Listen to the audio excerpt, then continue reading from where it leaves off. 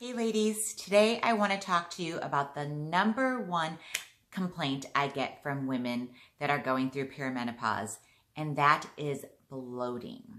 It's that feeling that you wake up in the morning and your stomach feels flat and you start your day off great, and by the middle to end of the day, you feel like you're 3 to 4 months pregnant, and it's uncomfortable, and we can't figure out what caused it.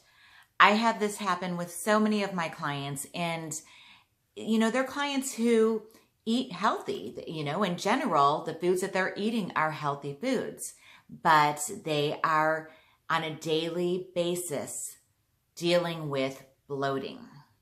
This is so common during the time of perimenopause, and it can be for several different reasons.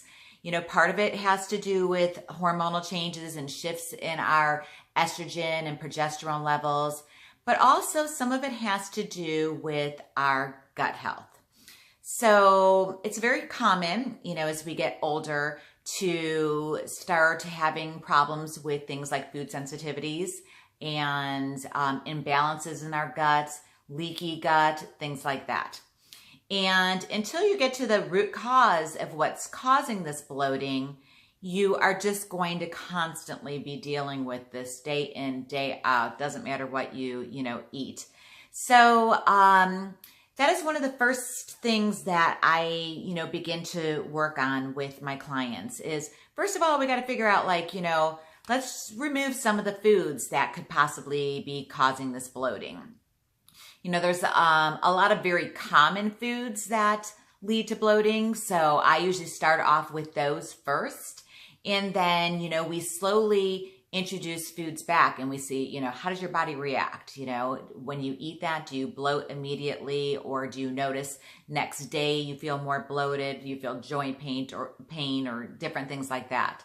And so, in that way you can start discovering what foods are working for you and what foods aren't working for you.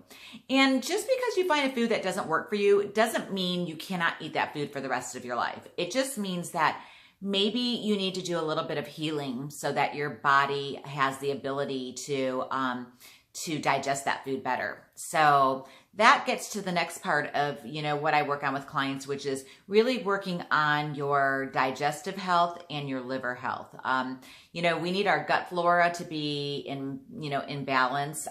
We need not to have an overgrowth of bacteria in our gut. We need to make sure that we don't have leaky guts where, food is actually going through the intestinal walls, leaking into the blood system and causing this, inflammatory response and bloating in the body. So all of these are all things that, we need to get to the root cause of, what is causing this for you, and, start repairing it. And it's definitely possible, to do that. And it just takes a little bit of time, a little bit of making some nutritional changes, and definitely some proper supplementation to do that. So the other thing is also making sure that we really work on our liver health, because if your liver's not working, properly, you're not going to be creating the right enzymes, bile, all those type of things to be able to break down your foods. And that's also very necessary, because a lot of bloating is due to the fact that people just aren't breaking down their foods properly.